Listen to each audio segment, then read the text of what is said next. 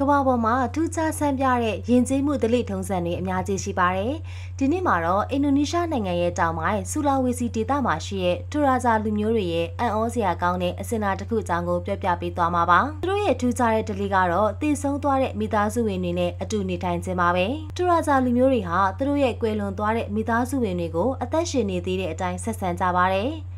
ဒါတွေမကသေးပါဘူးဇာပနအခမ်းအနားတွေမကျင်းပခင်အချိန်အတော်ကြာတဲ့အထိကွယ်လွန်သူရဲ့အလောင်းကိုသူတို့ရဲ့အိမ်မှာပဲထားလေးရှိပါတယ်။ကြားရတာနည်းနည်းတော့ထူးဆန်းနေမဟုတ်လား။ထူရာဇာလူမျိုးတွေဟာနတ်ကိုးကွယ်တဲ့ယုံကြည်မှုတွေရှိတဲ့အတွက်တည်လွန်သူတွေကိုအမတန်လေးစားကြပါတယ်။သူတို့ကတည်ခြင်းတရားကိုရုတ်တရက်ဖြစ်ပျက်သွားတဲ့အရာတစ်ခုလို့မယူဆပါဘူး။နောက်ဘဝတစ်ခုကိုကူးပြောင်းသွားတဲ့ဖြစ်စဉ်တစ်ခုလို့သူတို့ကယုံကြည်ကြပါတယ်။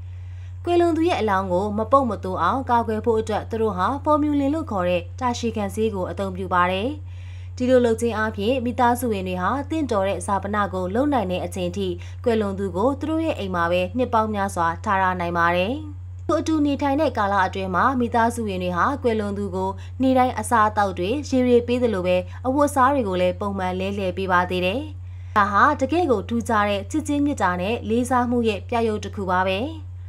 ထူရာဇာလူမျိုးတွေရဲ့အာတုပအခမ်းအနားတွေကလည်းအင်မတန်စီကားပါတယ်။ဒီပွဲတွေဟာနှစ်ပေါင်းများစွာကြိုတင်ပြင်ဆင်ရသလိုဧည့်သည်တွေကလည်းအများအပြားလာရောက်ကြပါတယ်။တိရစ္ဆာန်တွေကိုလည်းရစ်ပူဇော်လေးရှိပြီးတော့ရက်ရွာတစ်ခုလုံးပါဝင်ဆင်နွှဲတဲ့အဓိကလူမှုရေးပွဲတော်တစ်ခုပါပဲ။တကြိုပြီးသွားရင်တော့တည်ဆုံးသူတွေနဲ့ဆက်နွယ်မှုကမပြီးဆုံးသေးပါဘူး။ရိုးရာဓလေ့အရမိသားစုတွေဟာသူတို့ရဲ့ချစ်ရသူတွေရဲ့အလောင်းတွေကိုတန့်စင်တာတန့်ရှင်းရေးလုပ်တာအဝတ်အစားတွေလဲလှယ်ပေးတာတွေကိုဆက်လက်လှုပ်ဆောင်ကြပါတယ်။ဒီလိုလုပ်ခြင်းအပြင်အသက်ရှင်နေသူတွေနဲ့တည်လွန်သူတွေရဲ့ကြားကဆက်ဆံရေးကိုပိုပြီးခိုင်မာစေတယ်လို့သူတို့ကယုံကြည်ကြပါတယ်။ထူရာဇာလူမျိုးတွေရဲ့ဒီထူးခြားတဲ့ဓလေ့ထုံးစံကတည်ခြင်းတရားနဲ့ပတ်သက်တဲ့သူတို့ရဲ့နတ်ဆိုင်တဲ့ယုံကြည်မှုနဲ့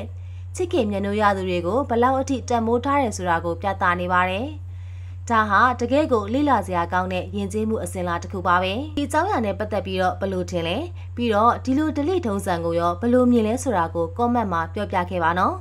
နောက်ထပ်စိတ်ဝင်စားစရာကောင်းတဲ့ယဉ်ကျေးမှုအကြောင်းအရာတွေနဲ့ပြန်လည်ဆုံတွေ့ကြမယ်နော်ဒီအကြောင်းအရာနဲ့ပတ်သက်ပြီးတော့ဘယ်လိုထင်လဲပြီးတော့ဒီလိုဓလေ့ထုံးစံကိုရောဘယ်လိုမြင်လဲဆိုတာကို comment မှာပြောပြခဲ့လို့ရပါတယ်နောက်ထပ်စိတ်ဝင်စားစရာကောင်းတဲ့ယဉ်ကျေးမှုအကြောင်းအရာတွေနဲ့ပြန်လည်ဆုံတွေ့ကြမယ်နော်